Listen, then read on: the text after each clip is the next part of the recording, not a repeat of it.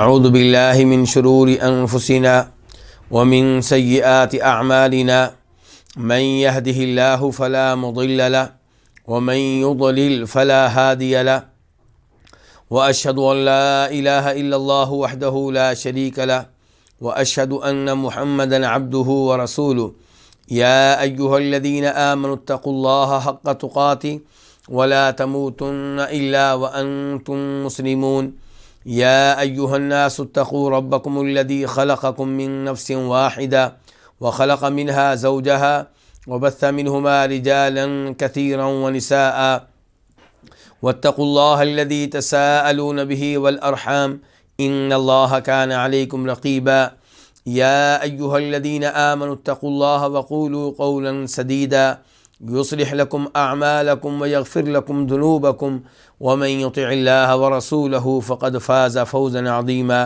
أما بعد فإن خير الحديث كتاب الله وخير الهدي هدي محمد صلى الله عليه وسلم وشر الأمور محدثاتها وكل محدثة بدعة وكل بدعة ضلالة وكل ضلالة في النار.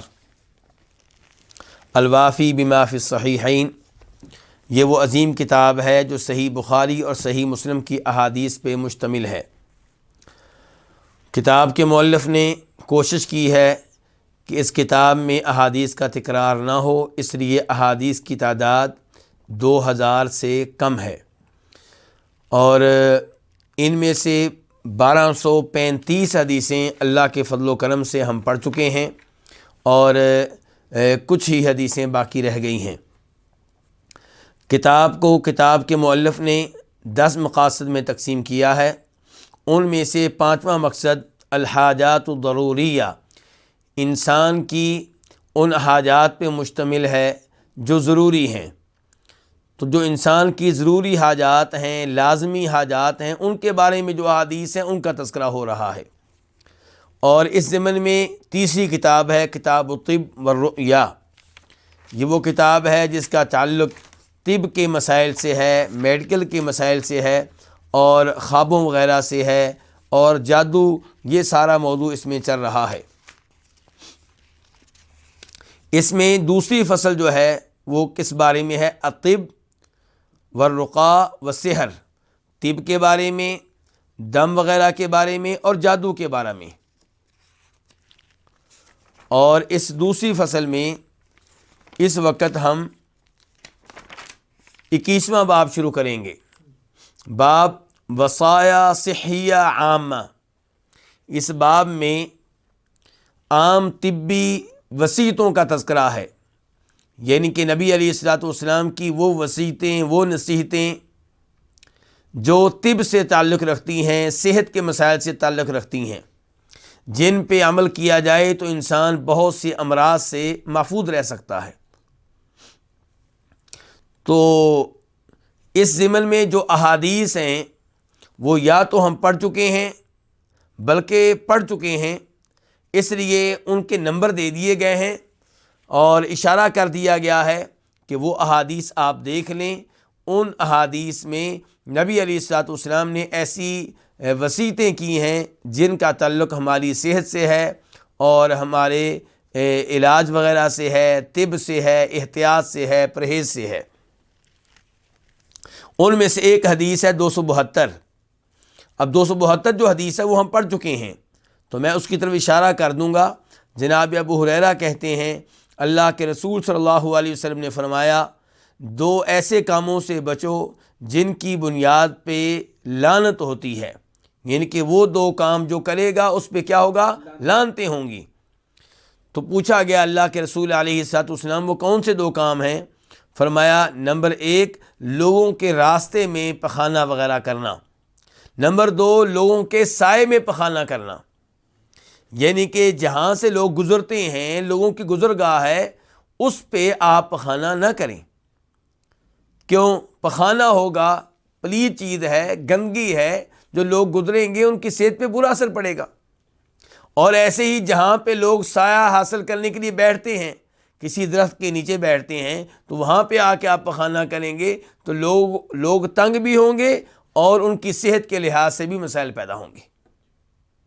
تو اس سے آپ اندازہ کریں کہ یہ شریعت کتنی عظیم ہے اور یہ شریعت لانے والے، یہ تعلیمات دینے والے نبی کتنے عظیم ہیں، اور انہیں کتنا خیال ہے ہماری صحت کا، وہ کس قدر چاہتے ہیں کہ ہم وباؤں سے اور امراض سے محفوظ رہیں۔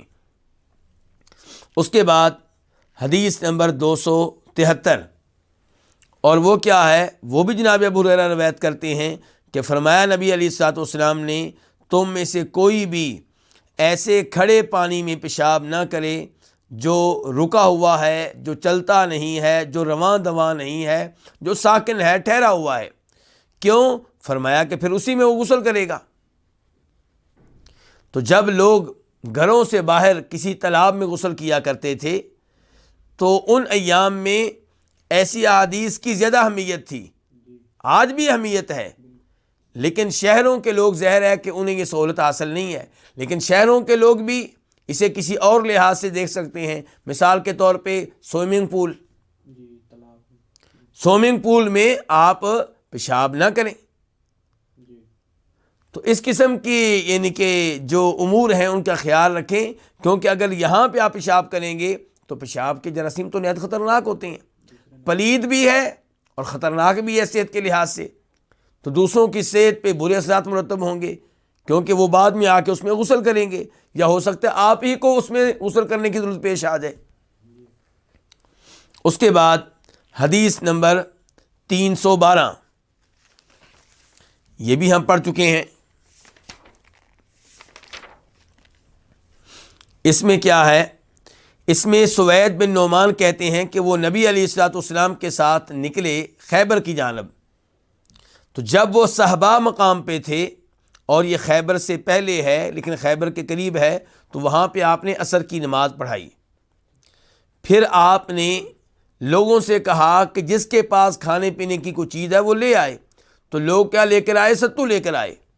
تو آپ کے حکم سے ستو کو تر کر دیا گیا، اس میں پانی ڈال دیا گیا، تو نبی علیہ الصلوۃ والسلام نے بھی وہ ستو کھایا، اور صحابہ کرام کہتے ہیں ہم نے بھی کھایا۔ پھر آپ مغرب کی نماز کے لیے کھڑے ہوئے، تو آپ نے کیا کیا؟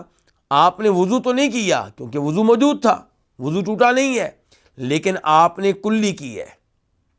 تو اس سے کیا پتہ چلا کہ کھانا کھانے کے بعد کلی کرنی چاہیے، اور جب آپ کھانا کھانے کے بعد کلی کریں گے تو آپ کے دانت صاف رہیں گے، دانتوں کے لحاظ سے مسائل پیدا نہیں ہوں گے، دانتوں میں کیڑا نہیں لگے گا، ورنہ دانت کی درد ہر کوئی جانتا ہے کتنی شدید ہوتی ہے، لیکن شریعت پہ عمل کرتے ہوئے مسواک کا بھی اہتمام کیا جائے اور کھانے کے بعد کلی کا بھی اہتمام کیا جائے تو صحت کے لحاظ سے بہت اچھا ہے۔ اس کے علاوہ حدیث نمبر 330، حدیث نمبر 330 میں کیا ہے وہ بھی آپ کے سامنے رکھتا ہوں۔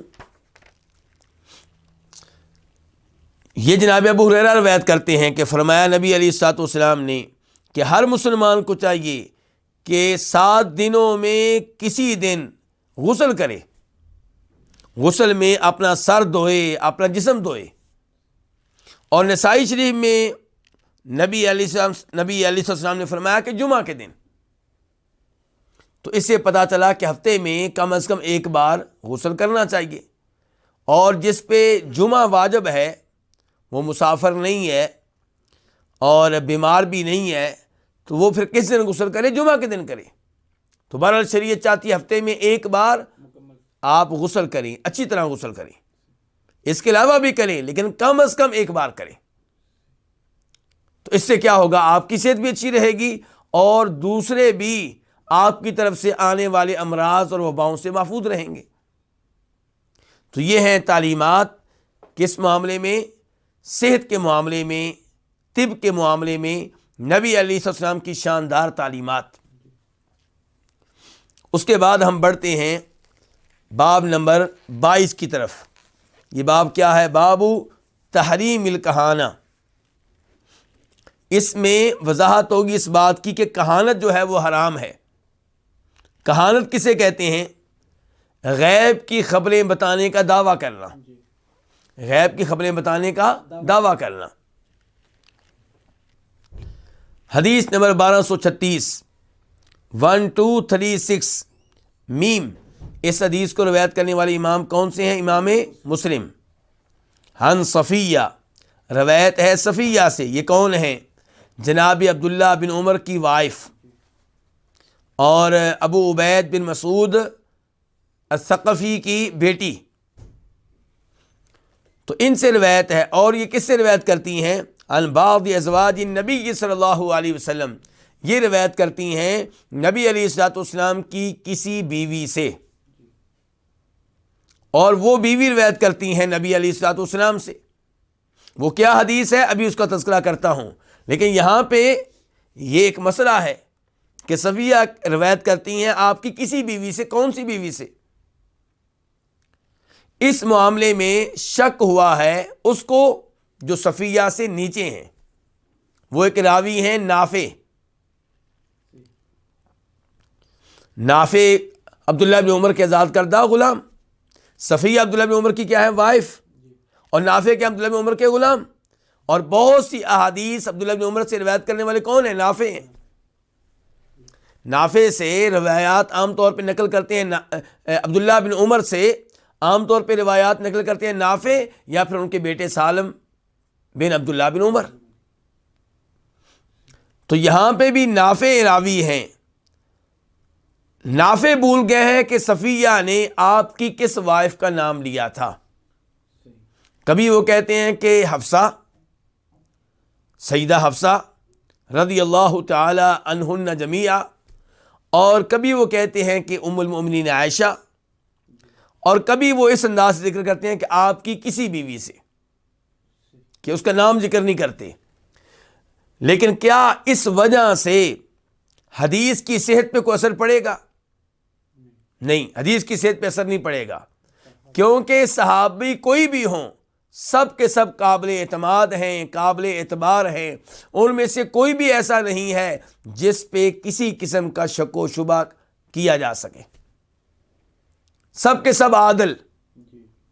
اس لیے صفیہ یہ روایت حفصہ سے کرتی ہوں یا سیدہ عائشہ سے کرتی ہوں یا کسی اور آپ کی وائف سے کرتی ہوں تو کوئی حدیث کی صحت پہ اثر نہیں پڑے گا. اب حدیث کے الفاظ کیا ہیں؟ کیا فرماتے ہیں نبی علیہ الصلوۃ والسلام؟ من اتی عرافا فسألہ عن شیء لم تقبل له صلاة 40 لیلہ. جو کسی عراف کے پاس آیا، کس کے پاس آیا؟ عراف کے پاس آیا. عراف کسے کہتے ہیں؟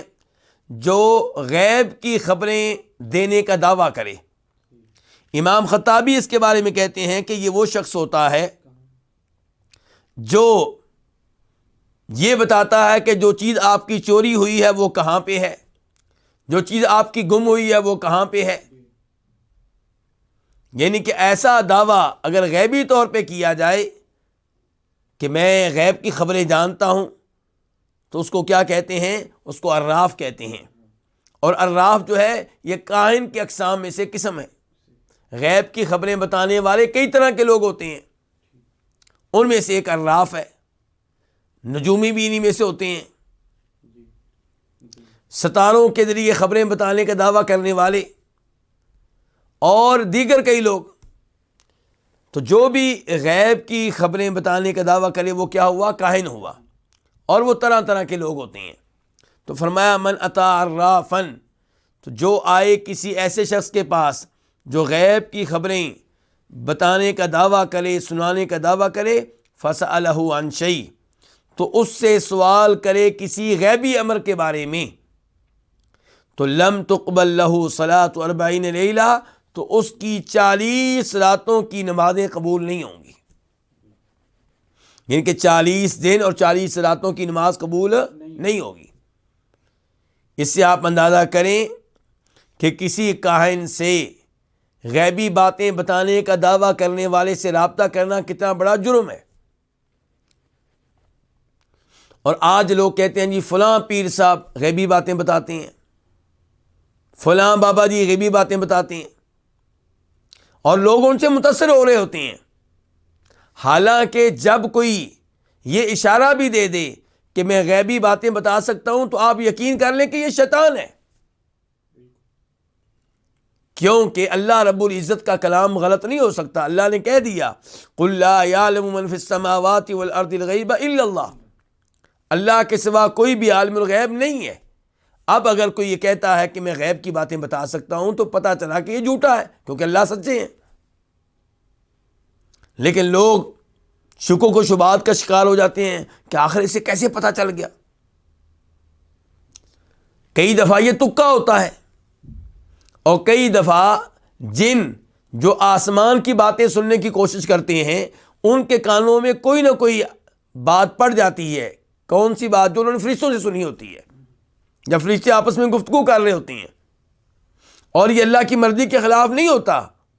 ایسا نہیں ہے کہ شیطان نعوذ باللہ اتنے طاقتور ہیں کہ اللہ کی مشیت کے بغیر سن لیتے ہیں. نہیں، یہ آزمائش ہوتی ہے ان کی بھی اور میری اور آپ کی بھی. اللہ رب العزت نے ابلیس کو ختم کیوں نہیں کیا؟ اسے وسوسہ ڈالنے کی اجازت کیوں دے رکھی ہے؟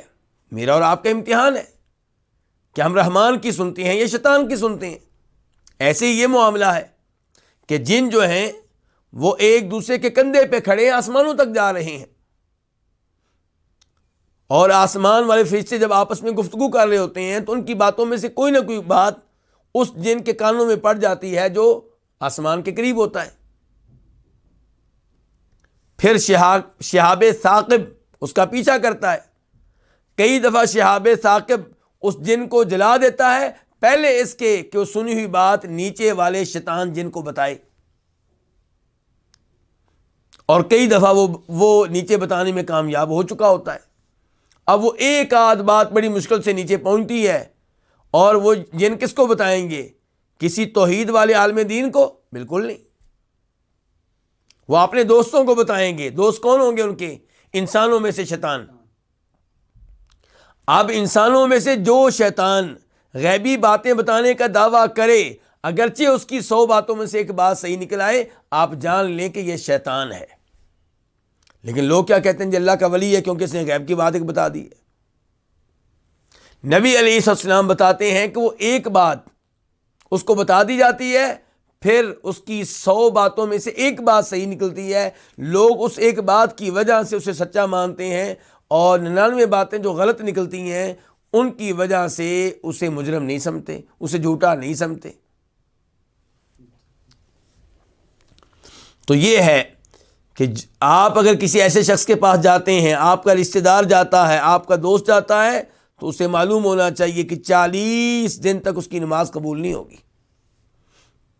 اور کیا کیا ہے؟ اس سے سوال کیا ہے. یہ نہیں کہا کہ سوال کا جواب آنے پہ یقین کر لیا ہے.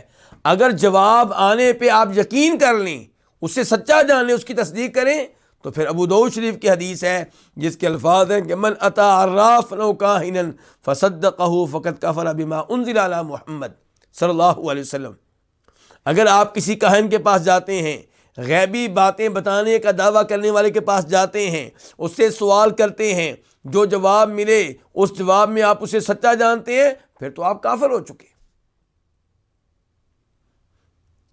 کفر ہوا نا. اللہ نے کہا تھا عالم الغیب کوئی نہیں ہے، آپ نے اس کو عالم الغیب مان لیا، کافر تو آپ ہوئے. تو اس لیے ان لوگوں سے دور رہنا چاہیے اور ان سے کبھی بھی متاثر نہیں ہونا چاہیے. آپ فیصلہ کر لیں کہ یہ سچے ہیں کہ اللہ سچا.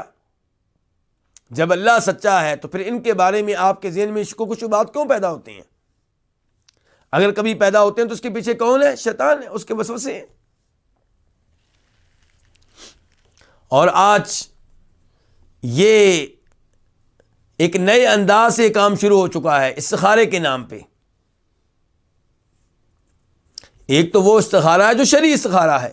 اس میں کیا ہوتا ہے کہ آپ جو کام کرنا چاہ رہے ہیں اگر وہ شریعت کے لحاظ سے جائز ہے، شریعت کے لحاظ سے کیا ہے؟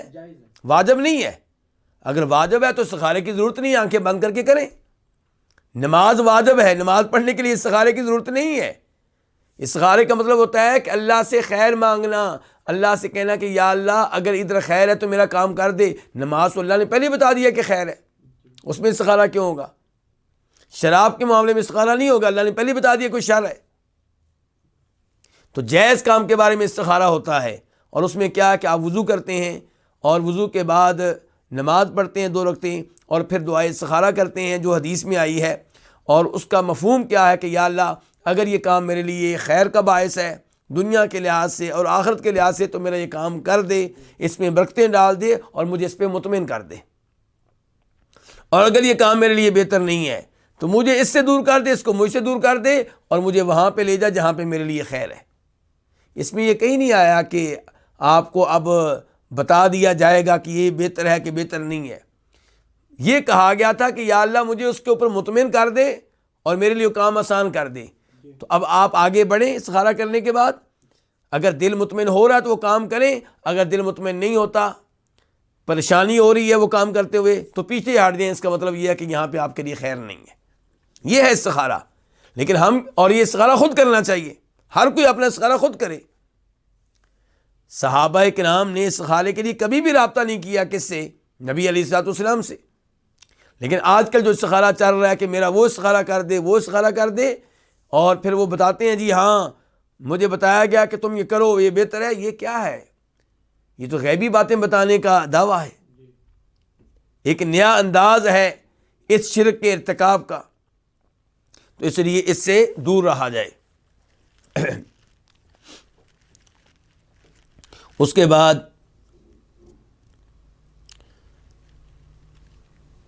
باب نمبر 23، باب تحریم السحری، یہ باب ہے جادو کی حرمت کے بارے میں۔ اس باب میں بیان ہوگا کہ جادو کیا ہے، حرام ہے، جادو درست نہیں ہے، جادو کے عمل سے دور رہنا چاہیے۔ اس کے بعد حدیث نمبر 1237، 1237 قاف، اس حدیث کے بیان کرنے پہ اتفاق ہے، کس کا؟ امام بخاری کا اور امام مسلم کا، یعنی کہ دونوں نے اس حدیث کو اپنی اپنی حدیث کی کتب میں درج کیا ہے۔ عن عائشہ رضی اللہ عنہا، روایت ام المومنین عائشہ رضی اللہ تعالی عنہا سے، قالت، وہ کہتی ہیں، سحارا رسول اللہ صلی اللہ علیہ وسلم رجل من بنی زریق، نبی علیہ الصلوۃ والسلام پہ جادو کر دیا ایک آدمی نے۔ یہ آدمی کون تھا؟ من بنی زریق، زریق قبیلے کا تھا، بنی زریق میں سے تھا، اور مسلم شریف میں وضاحت آئی ہے کہ یہودی تھا، یعنی کہ یہودی تھا اور بنو زریق قبیلے سے تعلق رکھتا تھا۔ یقال له لبید بن الاعصم، اسے کہا جاتا تھا لبید بن عاصم، یعنی کہ اس کا نام کیا تھا؟ لبید بن عاصم۔ حتی کان رسول اللہ صلی اللہ علیہ وسلم یخیل الیہ انہ یفعل الشیء وما فعلہ۔ میں اس حدیث کے تعلق سے وضاحت کرنا چاہتا تھا حدیث کے آخر میں، لیکن اب میں چاہتا ہوں کہ یہ وضاحت پہلے کر دوں تاکہ اس وضاحت کی روشنی میں حدیث کو سمجھا جائے۔ یہاں پہ بیان ہونے لگا ہے کہ نبی علیہ الصلوۃ والسلام پہ جادو ہوا، اور حدیث کس کتاب کی ہے؟ بخاری اور مسلم کی۔ لیکن اس حدیث کو ماننے سے کئی گمراہ لوگوں نے انکار کیا ہے، اور ان کی باتوں میں کئی سادہ مسلمان بھی آ گئے۔ حالانکہ بنیادی طور پہ ایسی حدیث کے انکار کا دروازہ کھولنے والے کون ہیں؟ معتزلہ، گمراہ ترین فرقہ، عقل پرست، کئی ایک احادیث کا انکار کرنے والے۔ انہوں نے کیا کیا؟ انہوں نے اس حدیث کا انکار کیا، اور انکار کرنے والوں میں ایک معتزلی بڑے گزرے ہیں، نظام وہ ہیں، اور ایسے ہی ایک ہیں ابو بکر الاسم۔ یہ لوگ جو ہیں اس حدیث کا انکار کرتے ہیں۔ کیوں؟ کہتے ہیں کہ قرآن کے خلاف ہے۔ کس کے خلاف ہے؟ قرآن کے۔ پہلے نمبر پہ کہا گیا کہ یہ قرآن کے خلاف ہے، اور بھی شبہات ہیں۔ قرآن کے کیسے خلاف ہے؟ کہتے ہیں کہ آپ دیکھیں سورہ فرقان کی آیت نمبر 8، اللہ تعالیٰ کہتے ہیں وقال الظالمون ان تتبعون الا رجلا مسحورا، ظالموں نے کہا نبی علیہ الصلوۃ والسلام کے بارے میں کن سے کہا؟ مسلمانوں سے. ظالموں نے، ان کے کافروں نے مسلمانوں سے کہا کس کے بارے میں؟ نبی علیہ السلام کے بارے میں، کہ تم ایک ایسے شخص کی پیروی کر رہے ہو، اس کے پیچھے لگے ہوئے ہو، اس پہ ایمان لائے وہ جس کے اوپر جادو ہو چکا ہے. جس کے اوپر کیا ہو چکا ہے؟ تو یہ معتزلی کہتے ہیں، یہ گمراہ لوگ کہتے ہیں کہ اگر ہم مان لیں اس حدیث کے مطابق کہ اللہ کے رسول پہ جادو ہوا تھا، پھر تو کافروں کی بات صحیح نکلی. کافروں نے مسلمانوں سے کیا کہا تھا؟ کہ تم ایک ایسے آدمی پہ ایمان لائے ہوئے ہو، اس کا کلمہ پڑھے ہوئے ہو جس کے اوپر کیا ہو چکا ہے؟ جادو ہو چکا ہے. تو مسلمان بھی اس حدیث پہ ایمان لائیں تو مسلمان تو پھر وہی بات کہہ رہے ہیں جو اہل مکہ نے کہی تھی، جو کافروں نے کہی تھی. تو یہ کیا ہے؟ پہلا شبہ. دوسرا ان کا شبہ کیا ہے کہ اگر ہم مان لیں کہ نبی علیہ السلام پہ جادو ہوا تھا تو پھر تو اعتماد اٹھ جائے گا آپ کے لائے ہوئے دین سے. جس آدمی پہ جادو ہو چکا تھا، جادو کے اثرات جس انسان پہ ہوئے، اس کی باتوں پہ ہم یقین کیسے کریں؟ جادو کے پیچھے تو شیطان ہوتے ہیں. اس کا مطلب ہے جادو ہو گیا تھا تو جو آپ تعلیمات پیش کر رہے تھے وہ بھی جادو کا نتیجہ ہے، وہ بھی شیطان کی طرف سے ہیں.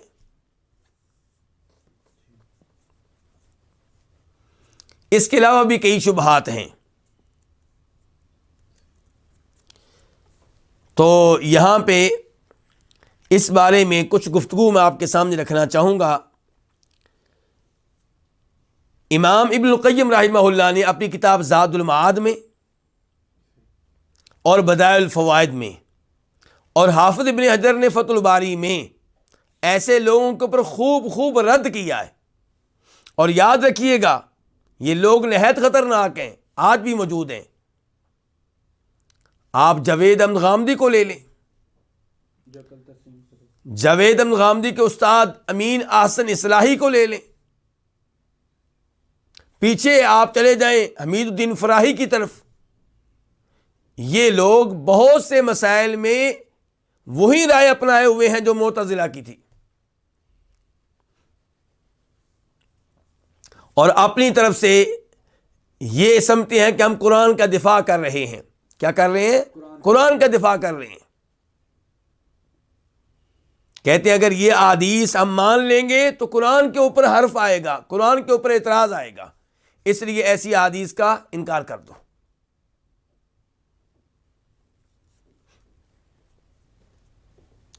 تو امام ابن القیم رحمہ اللہ نے اور حافظ ابن حجر رحمہ اللہ نے ان امور کو واضح کیا ہے.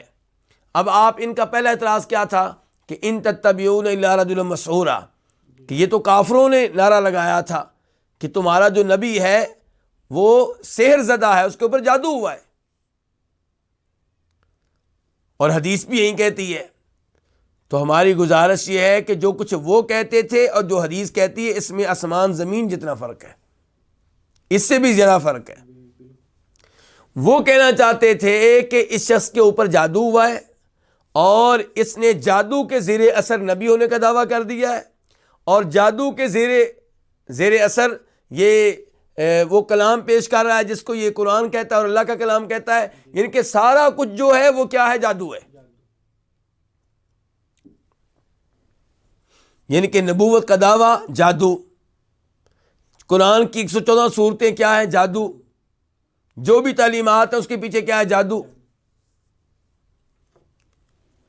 جبکہ حدیث کیا بتا رہی ہے کہ آپ ایک دفعہ عارضی طور پہ جادو کا شکار ہوئے. کس کا شکار ہوئے؟ جادو کا. یہ نہیں ہے کہ پوری نبوت جادو کا نتیجہ ہے، پورا دین جادو کا نتیجہ ہے. صرف یہ بتایا جا رہا ہے کہ ایک دفعہ آپ پہ جادو کا حملہ ہوا اور جادو کرنے والے اس حملے میں کچھ نہ کچھ کامیاب ہوئے. تو یہ ایسے ہی ہے جیسے آپ دیگر آزمائشوں میں اور امراض میں مبتلا ہوئے. کیا آپ کو ایسا گوشت نہیں کھلایا گیا جس میں زہر تھا؟ کیا احد کی لڑائی میں آپ کے دانت شہید نہیں ہوئے؟ آپ کا چہرہ زخمی نہیں ہوا؟ تو جیسے وہ آزمائشیں آئیں ایسے ہی آزمائش آئی۔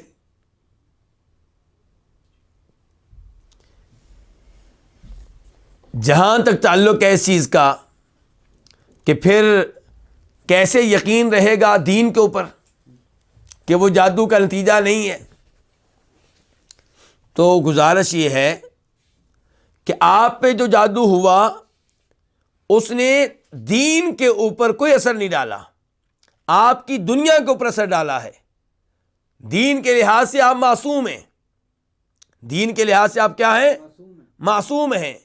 شریعت کے اوپر، دین کے اوپر، تبلیغ کے اوپر کوئی اثر نہیں پڑا اس جادو کا۔ اس جادو کا اثر پڑا ہے تو آپ کی دنیا پہ پڑا ہے، اور دنیا کے بھی معمولی سے حصے پہ پڑا ہے۔ وہ کون سا حصہ؟ کہ آپ یہ سمجھتے تھے کہ میں نے اپنی بیگم سے تعلق قائم کیا ہے، جبکہ آپ نے کیا نہیں ہوتا تھا۔ اتنی سی بات ہے۔ یہ نہیں ہے کہ آپ قرآن کی آیتیں جادو کی وجہ سے آگے پیچھے کر رہے ہوں یا کچھ اور کر رہے ہوں، نہیں، ایسا کچھ نہیں ہے، کیونکہ آپ کا وہ حصہ جس کا تعلق دین سے ہے اس میں آپ معصوم ہیں، اس میں آپ کیا ہیں؟ معصوم ہیں۔ لیکن جو دنیاوی آپ کے امور ہیں اس میں جیسے آپ کو زہر کھلا دیا گیا اور آپ نے کھا لیا، حملہ کیا کہ دانت شہید ہو گئے، اس حملے سے بچ نہیں سکے آپ، تو اس لحاظ سے عصمت نہیں ہے۔ عصمت اس لحاظ سے ہے کہ دینی لحاظ سے آپ پہ کوئی اثر نہیں پڑے گا۔ اور دوسری آپ کو جو عصمت حاصل تھی وہ یہ تھی کہ اللہ رب العزت نے آپ کو، یعنی کہ ایسا نہیں ہے کہ آپ پہ آپ کو قتل کیا گیا ہو، اگرچہ زہر کھلا کے آپ کی شہادت ہوئی ہے لیکن فوری طور پہ آپ کو مار دیا گیا ہو، نعوذ باللہ شہید کر دیا گیا ہو، ایسا نہیں ہوا۔ تو بنیادی طور پہ آپ کی عصمت کا تعلق کیسے ہے؟ آپ کے دین سے۔ آپ کا لایا ہوا دین، آپ کی لائی ہوئی شریعت اور آپ کے اوپر اترا ہوا قرآن، یہ سب کیا ہے؟ معصوم ہیں، اور آپ کا یہ حصہ جو ہے اس کا عصمت سے تعلق ہے، اور اس میں کوئی تبدیلی کسی قسم کی نہیں ہوئی۔ ورنہ سارے انبیاء اکرام کو آپ دیکھ لیں، ان کی زندگیاں آزمائشوں سے بری پڑی ہیں، آزمائشیں آتی رہی ہیں۔ تو ایسے ہی نبی علیہ الصلوۃ والسلام کے اوپر یہ جادو ہوا ہے، اور اس جادو کا دین کے اوپر کوئی تعلق نہیں ہے۔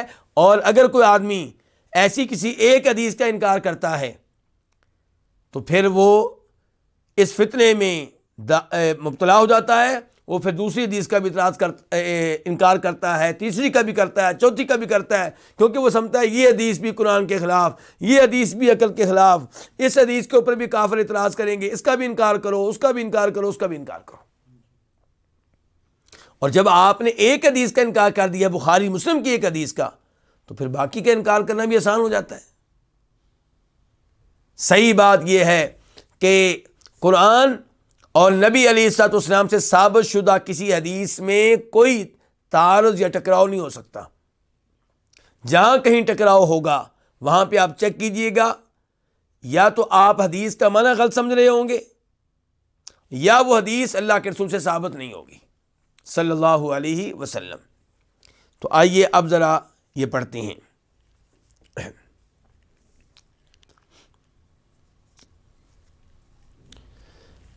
ام المومنین عائشہ سے روایت ہے، وہ کہتی ہیں کہ سہارا رسول اللہ صلی اللہ علیہ وسلم رجل من بنی زریق، کہ بنو زریق میں سے ایک آدمی نے نبی علیہ الصلوۃ والسلام پہ جادو کر دیا۔ یقال له لبید بن العاصم، اسے کیا کہا جاتا تھا؟ لبید بن عاصم۔ حتی کان رسول اللہ صلی اللہ علیہ وسلم یخیل الیہ انہ یفعل الشیء وما فعلہ، حتیٰ کہ نبی علیہ الصلوۃ والسلام کو یہ خیال ہوتا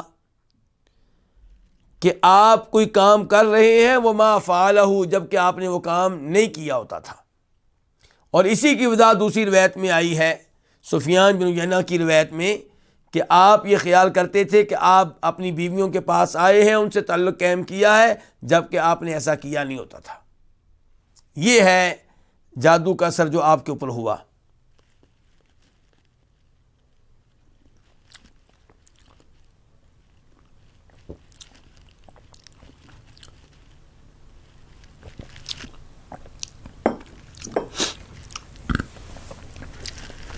یہاں تک کہ اذا کان ذات یوم او ذات لیلۃ،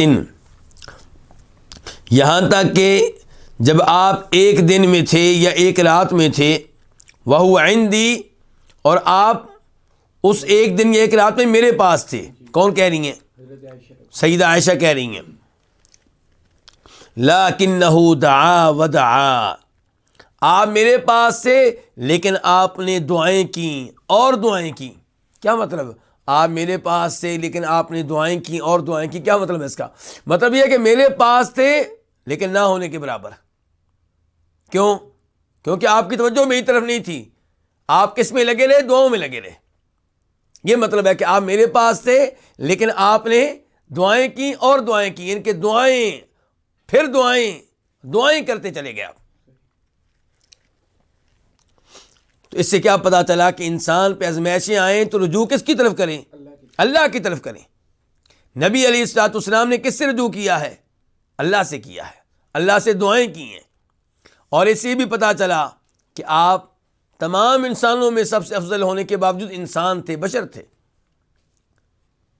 اور پتا چلا کہ آپ مشکل کشا، حاجت روا، غوث اعظم نہیں تھے، اسی لیے اپنے آپ کو جادو سے بچا نہیں سکے. لیکن جادو نے آپ پہ وہ اثر نہیں ڈالا جو کسی اور پہ پڑ سکتا تھا.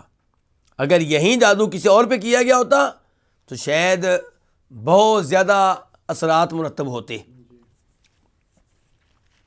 ثم قال، پھر آپ نے کہا، یہ کہ دعائیں کرتے رہے، پھر آپ نے کہا، یا عائشہ، تو اے عائشہ، اشعرتی ان اللہ افتانی فیما استفتیتہ فیہ، کیا تمہیں معلوم ہے کہ اللہ رب العزت نے مجھے بتا دیا ہے، مجھے آگاہ کر دیا ہے، مجھے جواب دے دیا ہے اس مسئلے میں جس مسئلے میں میں نے اللہ سے سوال کیا تھا. اتانی رجلانی، اب آپ تفصیل بتا رہے ہیں کہ جواب کیسے آیا، کیا جواب آیا. فرمایا میرے پاس دو آدمی آئے، فقعد احدہما عند رأسی، ان میں سے ایک میرے سر کے پاس بیٹھ گیا، والآخر عند رجلی، اور دوسرا میرے دونوں پاؤں کے پاس بیٹھ گیا. فقال احدہما لصاحبہ، اور یہ دو آدمی کون تھے؟ فرشتے تھے. تو ان میں سے ایک نے اپنے ساتھی سے کہا، ما وجع الرجل، اس آدمی کی بیماری کیا ہے، اس آدمی کی تکلیف کیا ہے، ان کو کیا مسئلہ ہے؟ فقال مطبوب، اس دوسرے فرشتے نے کہا کہ یہ کیا ہے، ان کے اوپر جادو ہوا ہے. مطبوب، ان کے اوپر کیا ہوا ہے؟ جادو ہوا ہے. قال من طبہ، تو اس آدمی نے کہا، پہلے نے، جس نے پہلا سوال کیا تھا، دوسرا سوال کیا، من طبہ، ان پہ جادو کس نے کیا ہے؟ قال لبید بن العاصم، دوسرے نے جواب دیا، کس نے کیا؟ لبید بن عاصم نے. قال، تو اس آدمی نے کہا، فی ای، اس فرشتے نے کہا، پہلے فرشتے نے جو سوال کر رہا، تیسرا سوال اس کا شروع ہو گیا، فی ای شیئن، کس چیز میں، کیا مطلب جادو کس چیز میں کیا ہے؟ قال، تو جواب دینے والے فرشتے نے کہا، فی مشطن و مشاطتن، ایک کنگھی میں اور کنگھی سے گرنے والے بالوں میں. جادو کس میں ہوا؟ کنگھی میں اور کنگھی سے گرنے والے بالوں میں.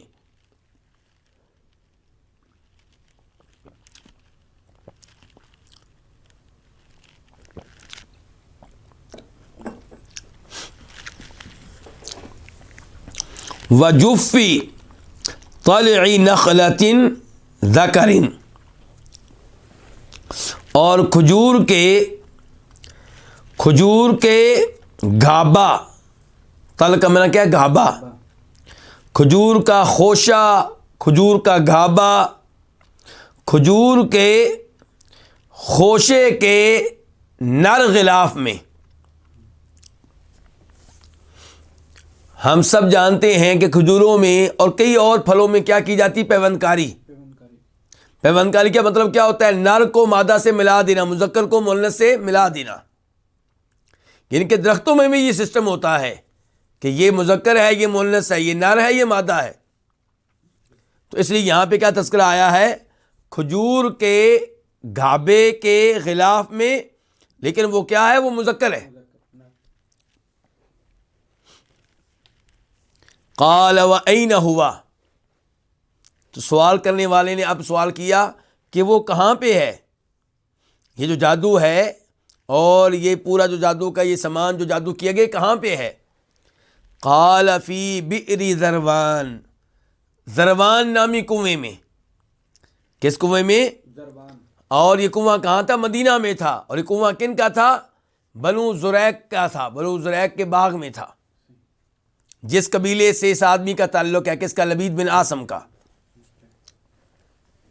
فَأَتَاهَا رسول اللہ صلی اللہ علیہ وسلم فی ناس من اصحابی، تو نبی علیہ الصلوۃ والسلام اس کنویں کے پاس آئے، اس کنویں پہ آئے اپنے صحابہ کرام میں سے کچھ لوگوں میں، کچھ لوگوں کے ساتھ مل کے آپ اس کنویں پہ آئے. فجاء، تو آپ آئے، فقال، تو آپ نے کہا، جب واپس آئے تو آپ نے کہا، یا عائشہ، تو اے عائشہ، کأن ماءها نقاعۃ الحناء، گویا کہ اس کا پانی، کس کا؟ اس کنویں کا. اس کنویں کا پانی نقاعۃ الحناء، گویا کہ مہندی کا نچوڑ ہے. یعنی کہ اس کا پانی ایسے سرخ ہے جیسے مہندی کا کیا ہوتا ہے؟ نچوڑ ہوتا ہے. جب آپ نے مہندی لگائی ہو تو مہندی کو صاف کریں تو پانی کس رنگ کا ہو جاتا ہے؟ تو کأن ماءها نقاعۃ الحناء، گویا کہ اس کا پانی مہندی کا کیا ہے؟ نچوڑ ہے. او کأن رؤوس نخلها رؤوس الشیاطین، یا اس کے کھجوروں کے سر شیطانوں کے سر ہیں. یعنی کہ کنویں کے ارد گرد جو کھجوریں لگی ہوئی ہیں وہ اتنی بدصورت اور خوفناک ہیں جیسے شیطانوں کے سر ہوں. اور پانی اس کا جو تھا وہ مہندی کے رنگ کا کیوں ہو چکا تھا؟ سرخ رنگ کا کیوں ہو چکا تھا؟ اس بارے میں علماء کرام میں سے کئی ایک کا خیال ہے کہ شاید اس جادو کے سامان کی وجہ سے.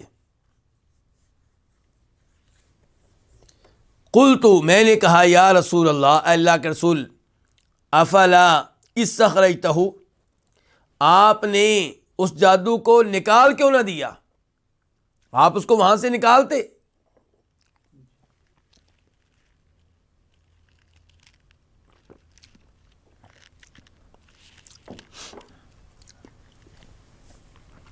قال، تو آپ نے کہا، عافانی اللہ، اللہ نے مجھے اس سے عافیت دے دی ہے، اللہ نے مجھے اس سے شفا دے دی ہے. فَكَرِهْتُ أَنْ أُصَوِّدَ عَلَى النَّاسِ فِيهِ شَرًّا، تو میں نے ناپسند جانا اس بات کو کہ میں لوگوں میں شر کو بھڑکاؤں. یعنی کہ میں اچھا نہیں سمجھتا کہ اب میں اس سامان کو نکالوں، منافقین بھی اس کو دیکھیں اور ان کے ذہن میں بھی آ جائے کہ ہم جادو سیکھیں اور پھر وہ مسلمانوں کو تنگ کریں اور ان کے اوپر جادو کرنے کی کوشش کریں. تو اس لیے میں نے یہ دروازہ بند کر دیا ہے. چنانچہ آپ نے کیا کیا؟ فَأَمَرَ بِهَا، آپ نے اس کنویں کے بارے میں حکم دیا. فَدُفِنَتْ، اس کو دفن کر دیا گیا. تو یہ ہے جادو کی حدیث، اور صحیح ترین حدیث ہے، شک و شبہ سے بالا تر ہے. اور اس حدیث کو مشکوک بنانا تمام ذخیرہ احادیث کو مشکوک بنانا ہے. جو ایک حدیث کو جو ثابت ہو اچھی طرح، بخاری مسلم کی حدیث، اس کو ترک کرے گا اور اس کا انکار کرے گا تو اس کے لیے دیگر احادیث کا انکار کرنا مشکل نہیں رہے گا. اور یہ حدیث نہ قرآن کے خلاف ہے اور نہ ہی نبی علیہ الصلوۃ والسلام کی عصمت کے خلاف ہے. اور اس کا پرانے قدیم زمانے میں انکار کرنے والے کون تھے؟ معتزلہ، عقل پرست. اور آج بھی وہی لوگ ہیں جو عقل پرست ہیں.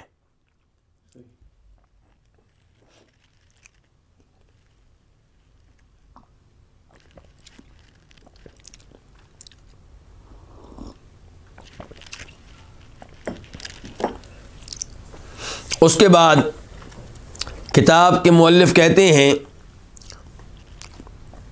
کہ آپ حدیث نمبر 1476 بھی دیکھ لیں، وہ بھی جادو کے بارے میں ہے، 1476، اور یہ وہ حدیث ہے جو ہم نے ابھی پڑھی نہیں ہے، تو میں اشارہ کر دیتا ہوں کہ کون سی حدیث ہے۔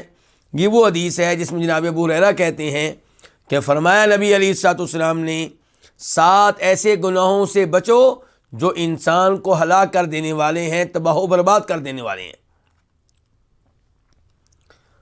تو صحابہ کرام نے پوچھا اللہ کے رسول وہ کون سی ہیں؟ تو آپ نے فرمایا پہلے نمبر پہ اللہ کے ساتھ کسی اور کو شریک کرنا، جو یہ جرم کرے گا وہ تباہ و برباد ہو جائے گا۔ اور دوسرے نمبر پہ فرمایا والسحر، اور جادو کرنا۔ تیسرے نمبر پہ کسی کو ناحق قتل کرنا، اور دیگر گناہ پھر آپ نے بتائے۔ تو بہرحال ان میں سے ایک گناہ کیا ہے جو شرک کے بعد جو ہے وہ کیا؟ جادو۔ تو جادو بہت بڑا گناہ ہے، بہت بڑا جرم ہے، بلکہ یہ کفر ہے۔ یہ کیا ہے؟ یہ کفر ہے۔ جادو اختیار کرنے والا کیا ہو جاتا ہے؟ کافر ہو جاتا ہے۔ تو اس لیے جادو سیکھنا، جادو کرنا، جادو کروانا، یہ سب بڑے خطرناک قسم کے جرائم ہیں۔ اور اگر کسی پہ جادو ہو جائے تو وہ اللہ تعالیٰ سے رجوع کرے، جیسے نبی علیہ السلام نے اللہ سے رجوع کیا تھا، اللہ تعالیٰ سے دعائیں کرے۔ اور دیگر احادیث سے یہ بھی ثابت ہے کہ جادو کا دم ہے کیا؟ سورہ فلق، سورہ ناس، ان کی تلاوت کریں، اور گھروں میں پیشگی طور پہ سورہ بقرہ کی تلاوت کرتے رہا کریں، تاکہ آپ کے گھر میں شیطان داخل نہ ہونے پائیں۔ گھر میں جب بھی داخل ہوں بسم اللہ پڑھیں، کھانا کھائیں بسم اللہ پڑھیں، رات کو سونے لگیں تو آیت الکرسی وغیرہ پڑھیں۔ تو یہ چیزیں کر کے انشاءاللہ آپ جادو کے اثرات سے محفوظ رہ سکتے ہیں۔ رات کو سونے سے پہلے، رات کو کسی بھی وقت آپ سورہ بقرہ کی آخری 2 آیتیں بھی پڑھ لیں۔ اس کے بعد ہم منتقل ہوتے ہیں تیسری فصل کی طرف، الفصل الثالث۔ تیسری فصل کس کے بارے میں؟ الرؤیا۔ یہ کس کے بارے میں ہے؟ خوابوں کے بارے میں، خواب کے بارے میں۔ پہلا باب الرؤیا الصالحہ جزء من النبوہ، کہ اچھا خواب نبوت کا ایک حصہ ہے۔ اچھا خواب کون سا ہوتا ہے؟ جو اللہ کی طرف سے ہو۔ تو اچھا خواب جو ہے وہ نبوت کا ایک حصہ ہے۔ حدیث نمبر 1238، 1238 قاف۔ اس حدیث کے بیان کرنے پہ اتفاق ہے کس کا؟ امام بخاری کا اور امام مسلم کا۔ عن ابی ہریرہ رضی اللہ عنہ، روایت ہے جناب ابو ہریرہ رضی اللہ تعالی عنہ سے، ان رسول اللہ صلی اللہ علیہ وسلم قال، کہ بے شک رسول اللہ صلی اللہ علیہ وسلم نے فرمایا، رؤی المؤمن جزء من 46 جزءا من النبوہ، کہ مومن کا خواب، کیا لفظ بولا آپ نے؟ مومن کا خواب۔ اور دوسری حدیث میں آپ نے یہاں پہ لفظ بولا ہے کہ الرؤیا الصالحہ، اچھا خواب۔ اس کا مطلب ہے کہ جو اچھا مومن ہوگا اسے جو خواب آئے گا وہ عام طور پہ کس کی طرف سے ہوگا؟ اللہ کی طرف سے ہوگا، اور وہ اچھا خواب ہے۔ تو رؤی المؤمن، جزء مومن کا جو خواب ہے یہ ایک حصہ ہے نبوت کے 46 حصوں میں سے۔ اس کا کیا مطلب ہے کہ مومن کا خواب نبوت کے 46 حصوں میں سے ایک حصہ ہے؟ یعنی کہ مومن کا خواب چونکہ اللہ رب العزت کی طرف سے ہوتا ہے تو یہ کیا ہوتا ہے؟ یہ سچا ہوتا ہے، یہ درست ہوتا ہے، ایسے ہی جیسے نبیوں کی ساری باتیں کیا ہوتی ہیں؟ درست ہوتی ہیں۔ اب مومن کی ہر بات تو ٹھیک نہیں ہوگی، لیکن مومن کا اچھا خواب جو اللہ کی طرف سے ہوگا وہ ایسے ہی ٹھیک ہوگا، ایسے ہی درست ہوگا جیسے نبیوں کی ساری باتیں ٹھیک ہوتی ہیں۔ خواب میں کیا ہوگا؟ یا تو ماضی کی کوئی بات آپ کو بتائی جا رہی ہوگی، یا مستقبل کی، یا آپ کو کوئی وارننگ دی جا رہی ہوگی، یا کوئی خوشخبری دی جا رہی ہوگی۔ تو یہ ساری چیزیں جب مومن خواب میں دیکھے گا، نیک متقی پرہیزگار، فاسق و فاجر نہیں، تو اس کا خواب جب اللہ کی طرف سے ہوگا تو وہ ایسے ہی درست ہوگا، ایسے ہی ٹھیک ہوگا جیسے نبیوں کی سارے امور اور ان کی سب باتیں جو ہوتی ہیں وہ کیا ہوتی ہیں؟ ٹھیک ہوتی ہیں۔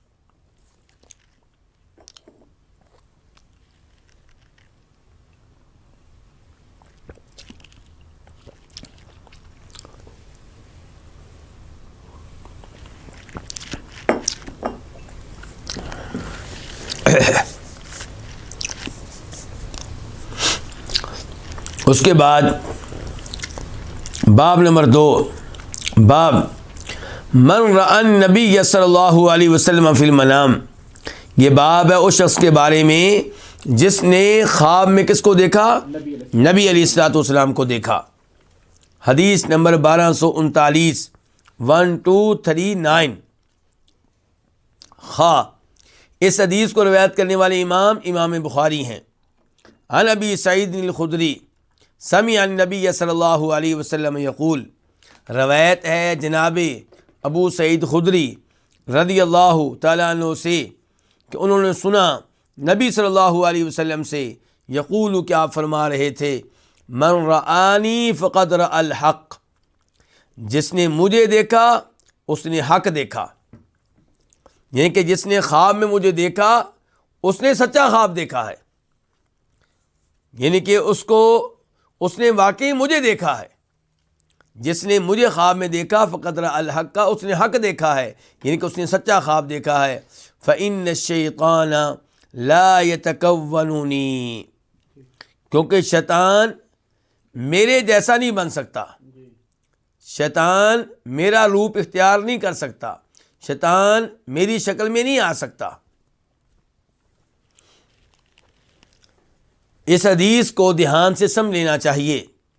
اس حدیث کی وجہ سے بہت سے لوگ جو اس حدیث کو صحیح سمجھ نہیں سکے گمراہ ہوئے ہیں۔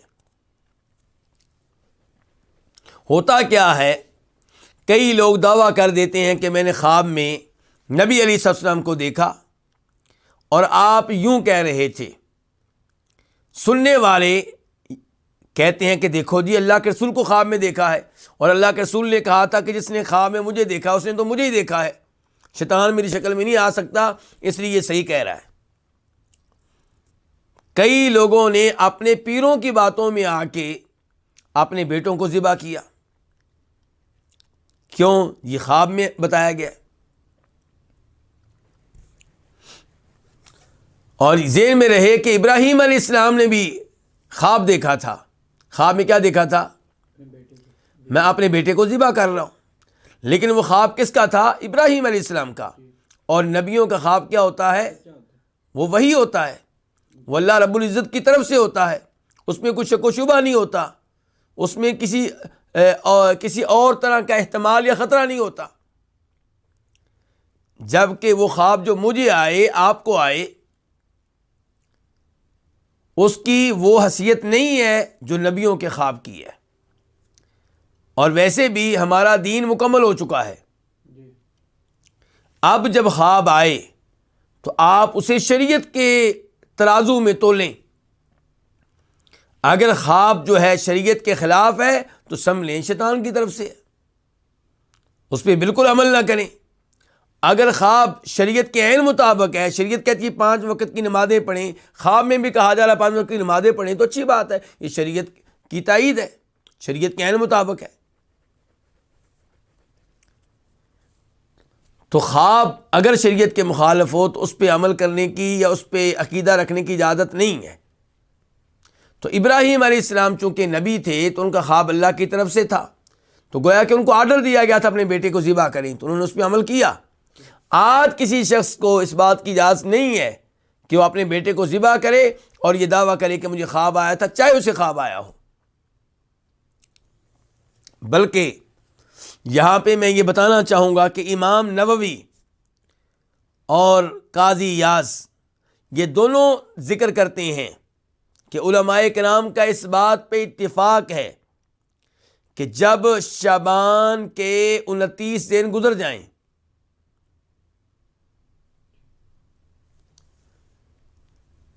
چاند نظر نہ آئے، چاند دیکھا گیا کہ نظر نہیں آیا، اب حدیث کیا کہتی ہے؟ آپ کیا کریں؟ 30 دن پورے کر لیں۔ شعبان کے 29 دن گزر گئے ہیں، چاند دیکھا گیا، نظر نہیں آیا، تو اب آپ کیا کریں؟ شعبان کے 30 دن پورے کر لیں۔ یہ کیا کہہ رہی ہے شریعت؟ یہ کہاں سے معلوم ہوا؟ احادیث سے۔ اب قاضی ایاز اور امام نووی کہتے ہیں علماء کرام کا اتفاق ہے کہ اگر رات کو سوتے ہوئے کسی آدمی کے خواب میں یہ آئے کہ نبی علیہ السلام کہہ رہے ہیں کہ بھئی چاند نظر آ گیا، صبح روزہ رکھ لو، تو روزہ رکھنا جائز نہیں ہے، نہ خواب دیکھنے والے کے لیے نہ کسی اور کے لیے۔ امام نووی کیا کہہ رہے ہیں؟ علماء کرام کے اس بات پہ اتفاق ہے۔ کیوں بھئی؟ خواب میں تو اللہ کے رسول آئے ہیں۔ نہیں، اللہ کے رسول ہمیں شریعت دے کر گئے ہیں، دین مکمل کر کے گئے ہیں، اس میں بتایا گیا ہے کہ اگر چاند نظر نہ آئے تو 30 دن پورے کرنے ہیں، خوابوں کی بنیاد پہ رمضان کے روزے نہیں شروع کرنے۔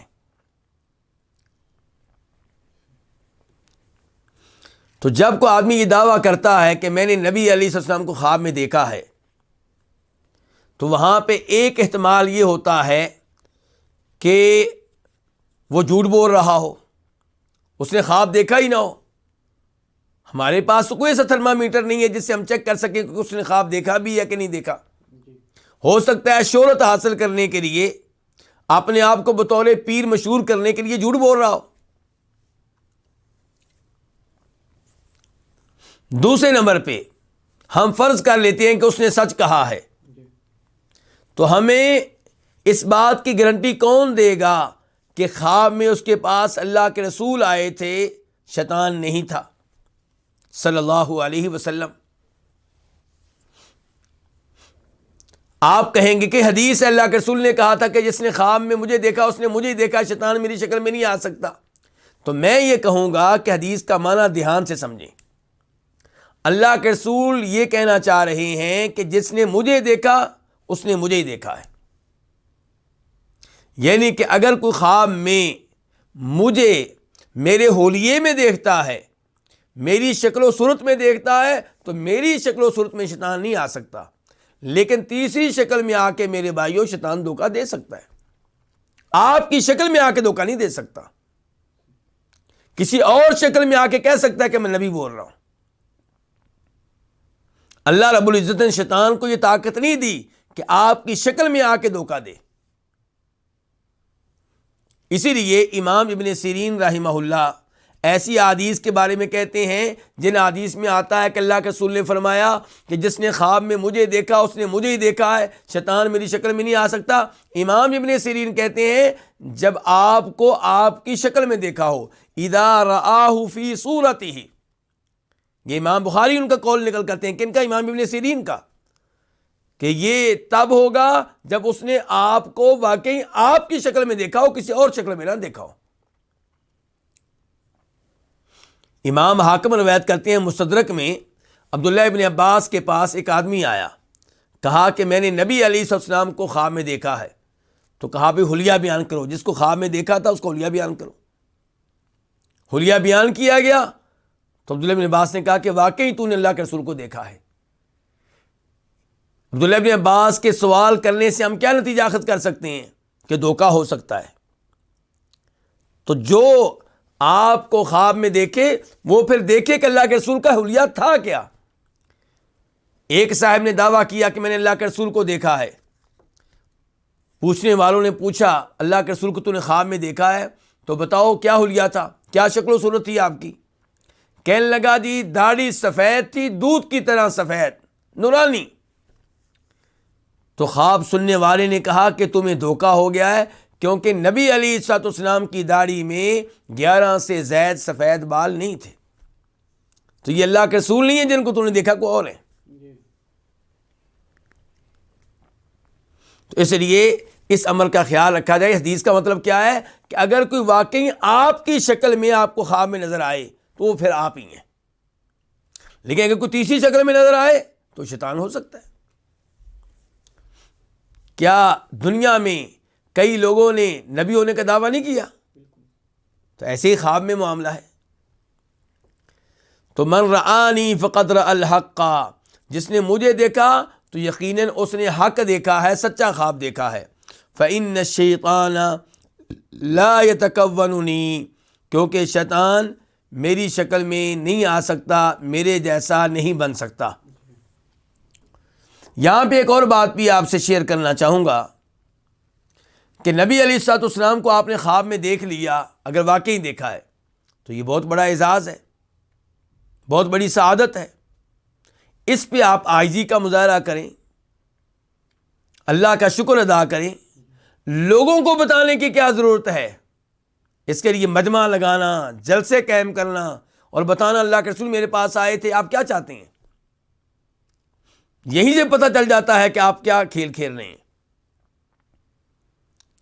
شیخ البانی رحمہ اللہ بہت بڑے محدث ہیں، ان کا کلپ آج بھی یوٹیوب پہ موجود ہے، جس میں کوئی ان سے کہہ رہا ہے کہ شیخ صاحب میں نے خواب دیکھا ہے، خواب میں نبی علیہ الصلوۃ والسلام آپ کے بارے میں یہ بشارت دے رہے ہیں، یہ خوشخبری دے رہے ہیں۔ تو شیخ البانی رحمہ اللہ چونکہ علماء حق میں سے ہیں،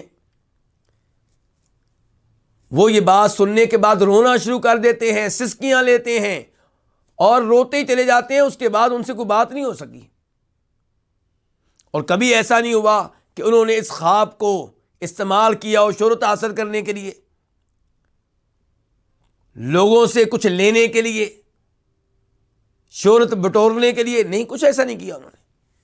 تو یہ طریقہ ہوتا ہے کہ ان کا علماء حق کا۔ تو اگر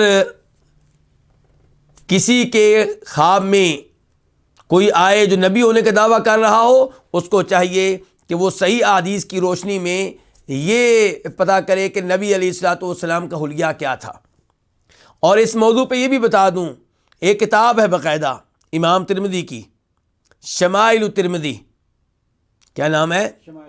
شمائل الترمذی، ایک کتاب ہے جس میں امام ترمذی نے احادیث کی روشنی میں نبی علیہ السلام کی صفات، آپ کی عادات، آپ کی خصال ذکر کی ہیں، آپ کا حلیہ وغیرہ ذکر کیا ہے۔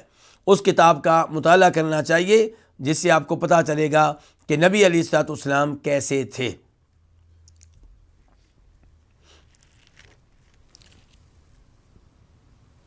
یہ کتاب پکڑیے گا ذرا، بلکہ میں کتاب چاہوں گا کہ آپ لے لیں، اس لیے آپ کو پورا یہ نیچے یہ درمیان میں آگے، ادھر آگے آگے آگے آگے، یہ جی یہ کتاب ہے، یہ پہلے آپ دیکھ لیں، اس کے بعد میں آپ کو اس کا نام بتاتا ہوں۔ یہ ہے نبی کریم صلی اللہ علیہ وسلم کے شب و روز۔ یہ شیخ البانی رحمہ اللہ کی کتاب ہے، بنیادی طور پہ تو امام ترمذی کی ہے، پھر اس کے اوپر کام کیا ہے شیخ البانی رحمہ اللہ نے، اور اس کتاب کا ترجمہ کرنے والے ابو انس محمد یحییٰ گوندلوی ہیں، اور جس مکتبے کی طرف سے چھپی ہے اس کا نام ہے مکتبہ بیت السلام، ریاض میں اس کی برانچ موجود ہے۔ ایک ہے مکتبہ دار السلام، یہ اس سے ہٹ کے ہے مکتبہ بیت السلام۔ تو یہ بڑی عمدہ کتاب ہے، اس کا آپ مطالعہ کر سکتے ہیں۔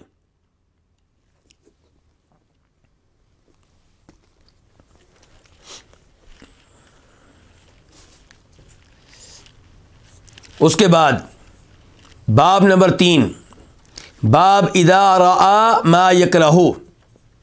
باب یہ ہے کہ جب خواب میں وہ چیز دیکھے جو اس کو بری لگے، یعنی کہ جب ایسا خواب دیکھے جس خواب میں جو دیکھ رہا ہے اس کو کیا لگے؟ برا لگے، تب کیا کرے؟ حدیث نمبر 1240 1240 خا، اس حدیث کو روایت کرنے والے امام کون ہے؟ امام بخاری۔ عن ابی سعید الخدری انہ سمع النبی صلی اللہ علیہ وسلم یقول، روایت ہے جناب ابو سعید خدری رضی اللہ تعالیٰ عنہ سے، انہوں نے سنا نبی علیہ الصلوۃ والسلام سے، آپ فرما رہے تھے کہ اذا رأى احدکم رؤیا یحبها، جب تم میں سے کوئی ایسا خواب دیکھے جس کو وہ پسند کرے، جس کو وہ کیا کرے؟ پسند کرے، فإنما هي من اللہ، تو سوائے اس کے نہیں، یہ کس کی طرف سے ہے؟ اللہ کی طرف سے ہے۔ فلیحمد اللہ علیہا، تو اس کی وجہ سے اس پہ اللہ کی حمد و ثنا بیان کرے، ولیحدث بہا، اور چاہیے کہ اس کے بارے میں بتائے، اس کے بارے میں گفتگو کرے، لوگوں سے تذکرہ کرے اس کا۔ وَإِذَا رَآ غَيْرَ ذَلِكَ مِمَّا يَكْرَهُ، اور جب وہ دیکھے اس کے علاوہ اس میں سے کوئی خواب جس کو وہ ناپسند کرتا ہے، فإنما هي من الشیطان، تو سوائے اس کے نہیں، یہ شیطان کی طرف سے ہے۔ فلیستعذ من شرها، پس چاہیے کہ اس کے شر سے پناہ مانگے۔ ولا یذکرها لأحد، اور اس کا تذکرہ کسی سے نہ کرے۔ فإنها لا تضر، کیونکہ یہ اس کو نقصان نہیں دے سکے گا۔ یہ تھا حدیث کا ترجمہ۔ اب اس کے اوپر غور کرتے ہیں۔ ایک تو یہ کہ کہا گیا ہے کہ اگر اچھا خواب دیکھے تو اللہ کی طرف سے ہے، برا خواب دیکھے تو شیطان کی طرف سے ہے۔ تو کیا اچھے خواب کا خالق اللہ اور برے خواب کا خالق نعوذ باللہ شیطان ہے؟ کیا دو خالق ہیں؟ اگر ہم ایسا عقیدہ رکھیں گے، یہ تو معتزلہ کا عقیدہ ہو گیا، جو گمراہ لوگ ہیں۔ وہ کہتے ہیں کہ اللہ تعالیٰ شر کے خالق نہیں ہے۔ ہمارا عقیدہ یہ ہے کہ اللہ تعالیٰ خیر کے بھی خالق، شر کے بھی خالق، دو خالق نہیں ہے، خالق ایک ہی ہے۔ تو خالق نے ہی ابلیس کو پیدا کیا، اور آج ہم جو غلط کام کرتے ہیں ان کا خالق کون ہے؟ اللہ تعالیٰ۔ لیکن اللہ رب العزت نے ہمیں ارادہ دیا ہے کہ ہم یہ گناہ کرنا چاہتے ہیں تو کر لیں، نہیں کرنا چاہتے تو نہ کریں۔ اللہ نے ہمیں مشیت دی ہے، ارادہ دیا ہے، لیکن ہماری مشیت، ہمارا ارادہ اللہ کے ارادے کے تابع ہے، مستقل نہیں ہے۔ اللہ نے ہمیں مشیت دی، ارادہ دیا کہ یہ اچھے کام کرو گے جنت میں جاؤ گے، غلط کام کرو گے جہنم میں جاؤ گے۔ یہ میرے نبی کی پیروی کرنا چاہتے ہو تو نبی کی پیروی کر لو، شیطان کی کرنا چاہتے ہو شیطان کی کر لو۔ بتا دیا نبی تمہارے خیر خواہ، شیطان تمہارا دشمن، شیطان کی پیروی کرو گے جہنم میں جاؤ گے۔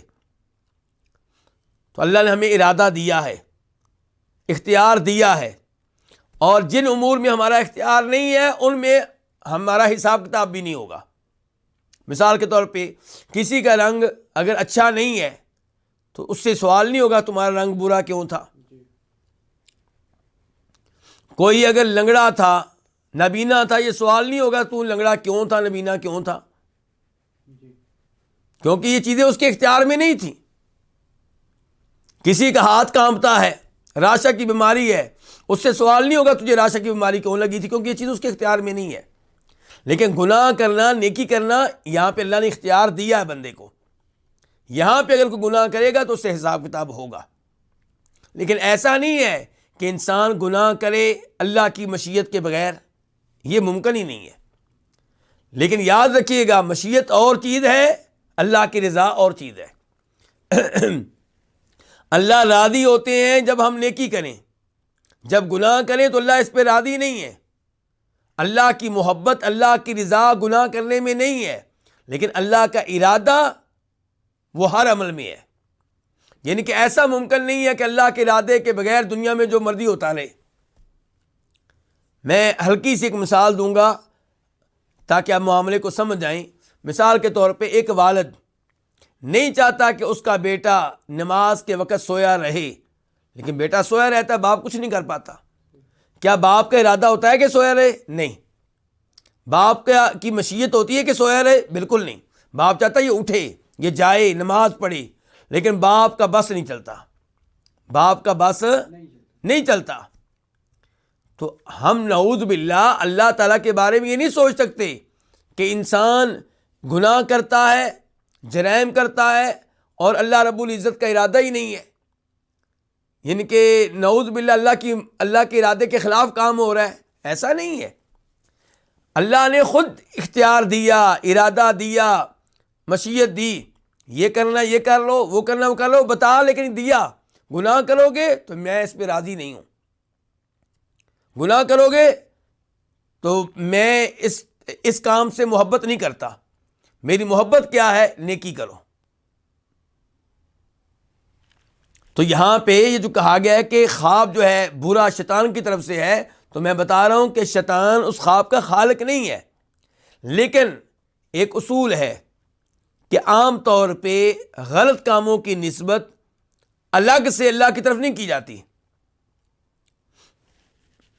غلط کاموں کی نسبت الگ سے اللہ کی طرف نہیں کی جاتی، احترام کے طور پہ۔ ورنہ اللہ ہی اس کے خالق ہے. اور شیطان چونکہ گناہوں میں سبب ہوتا ہے، گناہ جب ہم کرتے ہیں اس کا شیطان خالق نہیں ہے لیکن سبب ہے، وسوسہ ڈالتا ہے. خواب کا بھی یہی معاملہ ہے، برے خواب میں بھی اس کے وسوسے ہوتے ہیں، تو اس لیے اس کی نسبت شیطان کی طرف کی گئی ہے.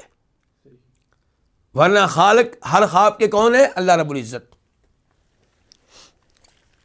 تو ایک تو یہ مسئلہ واضح کرنا ضروری تھا یہاں پہ. اس کے علاوہ اچھا خواب آئے تو کیا کہا گیا؟ اللہ کی حمد و ثنا بیان کریں. وَلْيُحَدِّثْ بِهَا، اور آپ اس کا تذکرہ کر سکتے ہیں. اور مسلم شریف کی ایک حدیث میں آیا ہے کہ وَلَا يُخْبِرْ إِلَّا مَنْ يُحِبْ، اچھا خواب اسی کو بتائیں جو آپ کا خیر خواہ ہے، جس سے آپ کو محبت ہے. تو اس لیے اچھا خواب بھی ایسا نہیں ہے کہ آپ ہر ایک کو بتاتے پھریں، ان کو بتائیں جن سے آپ کو محبت ہے. آپ اپنی وائف کو بتا سکتے ہیں، بچوں کو بتا سکتے ہیں، اور ان سے بھی کہیں کہ بہت زیادہ بتانے کی ضرورت نہیں ہے. اس کے بعد وَإِذَا رَأَىٰ غَيْرَ ذَلِكَ، اور اگر اس کے علاوہ خواب دیکھے، مما، ان چیزوں میں سے جن کو ناپسند کرتا ہے، تو فَإِنَّمَا هِيَ مِنَ الشَّيْطَانِ، تو یہ شیطان کی طرف سے ہے، اس کی دخل اندازی ہے. فَلْيَسْتَعِذْ مِنْ شَرِّهَا، تو اس کے شر سے کیا کرے؟ پناہ مانگے. خواب کے شر سے پناہ مانگے. کس سے؟ اللہ تعالیٰ سے، کہ یا اللہ میں نے برا خواب دیکھا ہے، یا اللہ اس کے شر سے مجھے محفوظ رکھنا. تو رابطہ کس سے کرنا ہے؟ اللہ رب العزت سے. اور اللہ سے پناہ مانگنا شیطان سے بچنے کے لیے یا برے خواب کے شر سے بچنے کے لیے، یہ عبادت ہے. تو اللہ تعالیٰ سے پناہ مانگنی چاہیے، اور اللہ ہی صحیح معنوں میں اللہ ہی اس قسم کے شر سے محفوظ کر سکتا ہے انسان کو. ولا یذکرھا لأحد، اور یہ برا خواب کسی سے ذکر نہ کرے. فإنھا لا تضرہ، اگر یہ چیزیں جو شریعت نے بتائی ہیں، جو تعلیمات شریعت نے دی، ان پہ عمل کریں گے تو برا خواب آپ کو نقصان نہیں دے گا. شریعت نے کیا تعلیمات دی ہیں؟ کہ اللہ سے رجوع کریں اس کے شر سے بچنے کے لیے، اور اس کا تذکرہ کسی سے نہ کریں. مزید کیا تعلیمات ہیں جب آپ برا خواب دیکھیں؟ تو وہ اس حدیث میں آ رہی ہیں جو اس کے بعد ابھی ہم پڑھیں گے. حدیث نمبر 1241 1241 میم. اس حدیث کو روایت کرنے والے امام کون ہے؟ امام مسلم. عن جابر عن رسول اللہ صلی اللہ علیہ وسلم انہ قال، روایت ہے جناب جابر بن عبداللہ رضی اللہ تعالیٰ عنہما سے. وہ روایت کرتے ہیں کس سے؟ رسول اللہ صلی اللہ علیہ وسلم سے، کہ بے شک آپ نے فرمایا اذا رأى احدکم الرؤیا یکرہھا، جب تم میں سے کوئی ایسا خواب دیکھے جس کو وہ ناپسند کرتا ہے، فلیبصق عن یسارہ ثلاثا، تو اس کو چاہیے کہ اپنی بائیں جانب 3 بار تھوکے. اور تھوکنے سے یہاں کیا مراد ہے؟ آگے آیا وَلْيَسْتَعِذْ بِاللَّهِ مِنَ الشَّيْطَانِ الرَّجِيمِ، اور چاہیے کہ اللہ سے پناہ مانگے شیطان سے بچنے کے لیے 3 بار. ان کے 3 بار کیا پڑے گا؟ اعوذ باللہ من الشیطان الرجیم، اعوذ باللہ من الشیطان الرجیم، اعوذ باللہ من الشیطان الرجیم، پھر 3 بار بائیں جانب تھوکے. دیگر روایات کی روشنی میں ہم کہیں گے کہ یہاں تھوکنے سے مراد یہ ہے کہ پھونک مارے اپنی بائیں جانب، جس میں ہلکی ہلکی کیا ہوگی؟ تھوک ہوگی، جس میں ہلکا ہلکا لعاب ہوگا، تھوک کے ذرات ہوں گے. وَلْيَتَحَوَّلْ عَنْ جَنْبِهِ الَّذِي كَانَ عَلَيْهِ، اور چاہیے کہ اپنی اس کروٹ کو بدل لے، اپنے اس پہلو کو بدل لے جس کے اوپر اب ہے.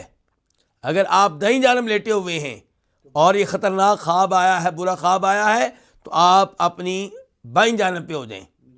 اور اگر بائیں جانب تھے تو آپ کس جانب ہو جائیں؟ دائیں جانب ہو جائیں. تو آپ نے برا خواب آنے پہ کیا کچھ کرنا ہے؟ ایک تو 3 دفعہ کیا پڑھنا ہے؟ اعوذ باللہ من الشیطان الرجیم. پھر آپ نے اپنی بائیں جانب کیا کرنا ہے؟ پھونک مارنی ہے، اور اس میں ہلکی ہلکی کیا ہوگی؟ تھوک ہوگی. اور پہلو بدل لینا ہے، اور کسی سے اس کا تذکرہ نہیں کرنا. اور ایک اور حدیث سے پتہ چلتا ہے کہ پھر آپ اٹھ کے نماز پڑھیں، اٹھ کے آپ کیا کریں؟ نماز پڑھیں.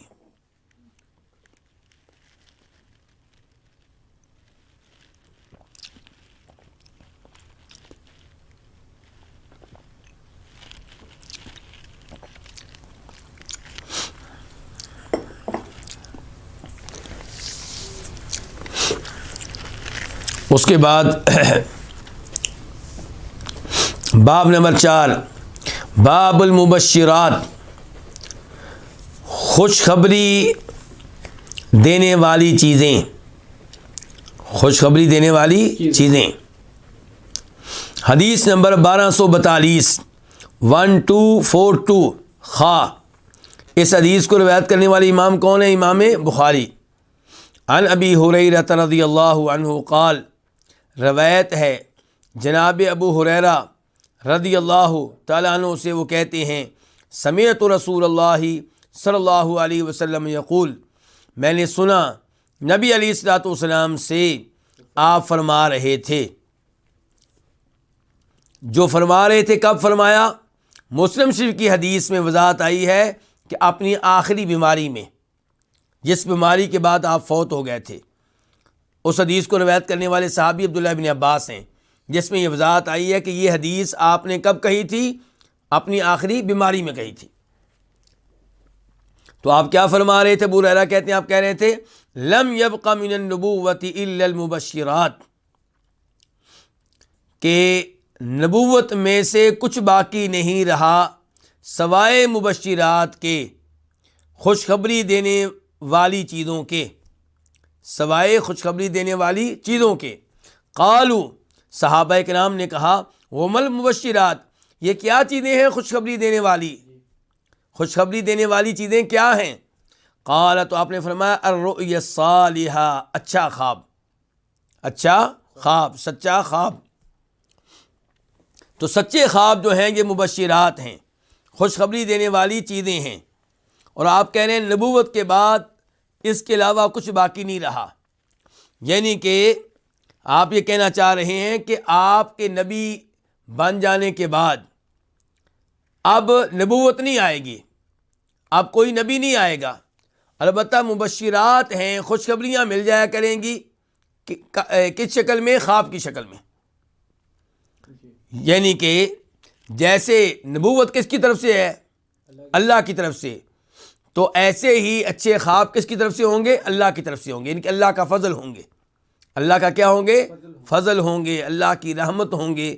تو ایسے ہی جیسے نبوت جو ہے وہ اللہ کا فضل ہے، اللہ کی رحمت ہے، ایسے ہی اچھے خواب جو ہیں یہ اللہ کی طرف سے ہوں گے۔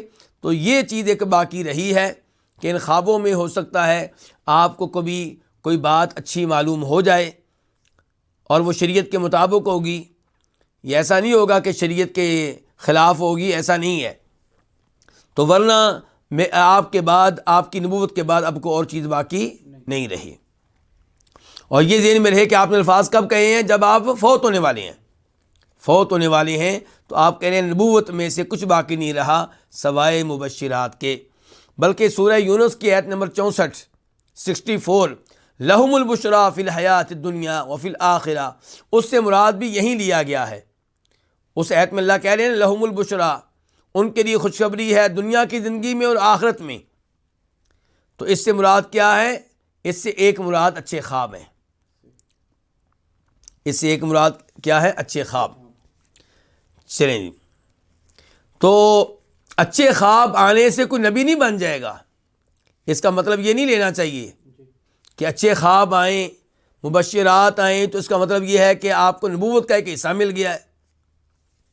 علماء کرام کہتے ہیں دیکھیں، اگر کوئی آدمی اونچی اونچی آواز سے کہہ رہا ہو اشہد ان لا الہ الا اللہ، تو کیا ہم کہیں گے وہ مؤذن ہے اور اذان دے رہا ہے؟ اشہد ان لا الہ الا اللہ یہ اذان کے الفاظ میں سے ہے یا نہیں؟ اذان کے کلمات میں سے ہے۔ تو اگر کوئی اونچی آواز سے ویسے اذان کے بغیر کہہ رہا ہو تو کیا ہم کہیں گے کہ یہ مؤذن ہے اور یہ اذان دے رہا ہے؟ نہیں۔ تو ایسے اچھے خواب آئے اگر کسی کو، تو یہ نہیں کہہ سکتا کہ میں نبی ہوں، یا لوگ یہ نہیں کہہ سکتے کہ نبی ہے، اور نہ یہ کہہ سکتے کہ نبوت کا ایک حصہ اس کو مل گیا ہے۔ لیکن مراد یہ ہے کہ جیسے نبوت اللہ کی طرف سے ہے، ایسے اچھے خواب کس کی طرف سے ہیں؟ اللہ کی طرف سے ہیں۔ اس کے بعد باب نمبر 5، باب من کذب فی حلومہ، جو اپنے خواب میں جھوٹ کہے، یعنی کہ جو جھوٹا خواب بیان کرے، وہ خواب بیان کرے جو اس نے دیکھا ہی نہیں، ایسی چھوڑ رہا ہے اپنی طرف سے۔ حدیث نمبر کیا 1243 1243 خا۔ اس حدیث کو روایت کرنے والے امام کون ہے؟ امام بخاری۔ عن ابن عباس، روایت ہے جناب عبداللہ ابن عباس رضی اللہ تعالی عنہما سے، وہ روایت کرتے ہیں نبی علیہ الصلوۃ والسلام سے کہ آپ نے فرمایا من تحلم بحلوم لم یرا کلف ان یعقد بین شعیرتین، جو کوئی ایسا خواب بیان کرے جو اس نے نہیں دیکھا تو کلفا، اسے پابند کیا جائے گا اس بات کا کہ جو کے 2 دانوں کے مابین گرہ لگائے۔ روز قیامت اس سے کہا جائے گا کہ جو کے 2 دانے لے لو اور ان کے درمیان گرہ لگاؤ، اور جو کے 2 دانوں کے درمیان گرہ لگانا ممکن نہیں ہے، وہ نہیں لگا سکے گا۔ اس کا مطلب یہ ہے کہ جب تک یہ کام نہیں کرے گا اس کو عذاب ہوتا رہے گا۔ تو من تحلم، جو اپنی طرف سے خواب بیان کرے، دیکھا نہیں ہے، من تحلم، جو ایسا خواب بیان کرے بحلوم لم یرہ، ایسا خواب بیان کرے جو اس نے دیکھا نہیں ہے، کلفا، اسے پابند کیا جائے گا اس بات کا کہ ان یعقدہ، وہ گرہ لگائے، بین شعیرتین، جو کے 2 دانوں کے مابین، ولن یفعل، اور وہ یہ کام کبھی بھی کر نہیں سکے گا۔ ومن استمع الی حدیث قوم وهم له کارہون، اور جو کان لگائے کسی قوم کی گفتگو کی جانب، وہم لہو کارہون، جب کہ وہ اس کو ناپسند کرنے والے ہوں، وہ نہیں چاہتے کہ یہ سنیں، وہ نہیں چاہتے کہ ہماری گفتگو سنیں، اور یہ کان لگا رہا ہے موبائل کے ذریعے، وہاں اس نے کوئی خفیہ کیمرہ لگا رکھا ہے یا خفیہ طور پہ موبائل رکھا ہوا ہے، وہاں پہ کوئی بھی طریقہ اس نے اختیار کیا ہوا ہے، تو فرمایا یہ غلط ہے۔ سزا کیا؟ وہ آگے بیان ہو رہی ہے۔ وَمَنِ اسْتَمَعَ إِلَىٰ حَدِيثٍ، یہ آج کل بہت عام ہے کہ اگر کوئی موبائل کہیں چھوڑ کے چلا جائے، واش روم میں چلا جائے، کسی کام سے چلا جائے، تو لوگ اس کا موبائل پکڑ کے چیک کرنے کی کوشش کرتے ہیں، اس نے کس کو کیا میسج کیا ہے، کسی نے اس کو کیا میسج کیا ہے، یہ موبائل کے ساتھ کیا کرتا ہے، کیا دیکھتا ہے۔ اور ایسے ہی لوگوں کے یعنی کہ کمپیوٹر چیک کرنے کی کوشش کی جاتی ہے، جبکہ لوگ نہیں چاہتے کہ میرے موبائل کو چیک کیا جائے، ہر ایک کی پرائیویسی ہوتی ہے، لوگ نہیں چاہتے کہ ان کے کمپیوٹر کو چیک کیا جائے۔ تو یہاں خبردار رہنا چاہیے، یہ لوگ جو جاسوسی کرتے ہیں یہ غلط ہے، سنیے دھیان سے۔ ہاں، اور ایسے ہی جب آپ کو کوئی فون کرے تو آپ اس کی گفتگو ریکارڈ کر لیں، اس کو بتائے بغیر، اور لوگوں کو سنائیں، تو یہ سارے کام غلط ہیں، کچھ اس حدیث کی وجہ سے اور کچھ دیگر حدیث کی وجہ سے۔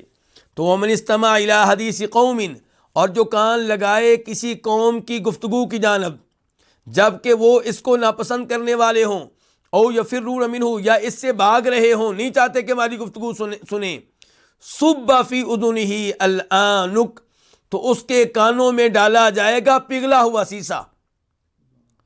کب؟ یوم القیامت، قیامت کے دن، قیامت کے دن اس کے کانوں میں پگھلا ہوا سیسا ڈالا جائے گا۔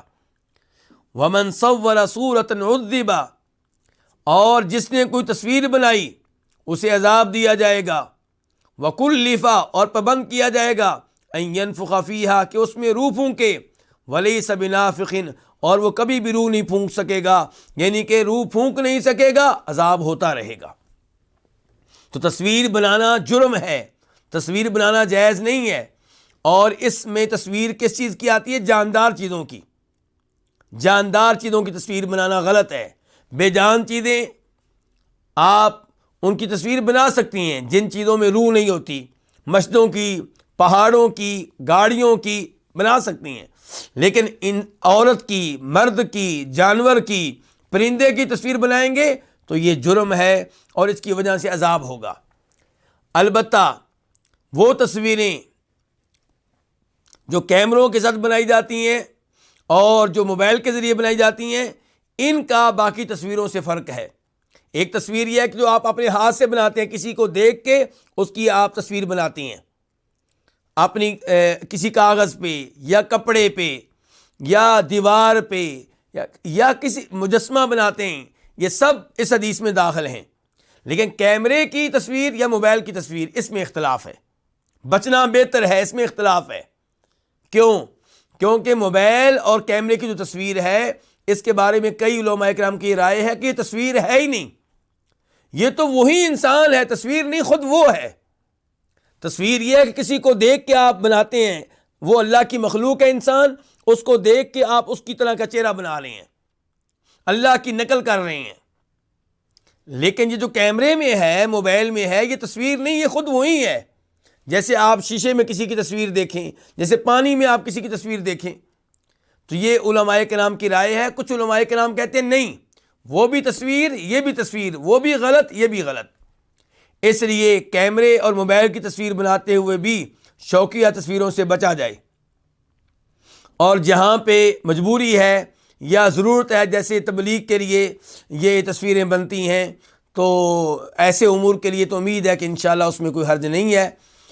اللہ رب العزت ہم سب کو معاف فرمائے، اور اللہ رب العزت قرآن و حدیث سمجھنے کی توفیق عنایت فرمائے۔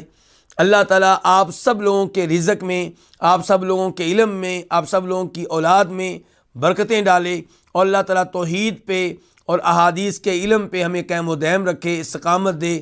اللہ تعالیٰ شیخ شمس الزمان حفظہ اللہ کو اور ان کے مرکز کو جزائے خیر دے، جو اس دورے کی نگرانی کر رہے ہیں، جن کے ذریعے یہ دورہ ہو رہا ہے، جو اس نیک کام میں سبب بنے ہوئے ہیں، اور ان کے ساتھی اور تعاون کرنے والے جو ویڈیو وغیرہ ہر چیز کا انتظام کرتے ہیں، ان سب کی محنت۔ اس ویڈیو کو اپنے دوستوں کے ساتھ ضرور شیئر کیجیے گا، اور اس ویڈیو میں کمنٹ کر کے ہمیں لازمی طور پر بتائیے گا کہ آنے والے وقت میں آپ کس طرح کی ویڈیوز دیکھنا پسند کرتے ہیں۔ اور اگر آپ نے ابھی تک ہمارا چینل سبسکرائب نہیں کیا تو فوراً سبسکرائب کیجیے، ساتھ ہی بیل آئیکن پر کلک کریں تاکہ مزید آنے والی ویڈیوز جو وقتاً فوقتاً آپ کے لیے اس چینل پر اپلوڈ کرتے ہیں وہ آپ کو وقت پر ملتی رہیں اور آپ ان سے مستفید ہوتے رہیں۔ اگلی ویڈیو تک ہمیں دیجیے اجازت، اپنا خیال رکھیے گا، اللہ حافظ۔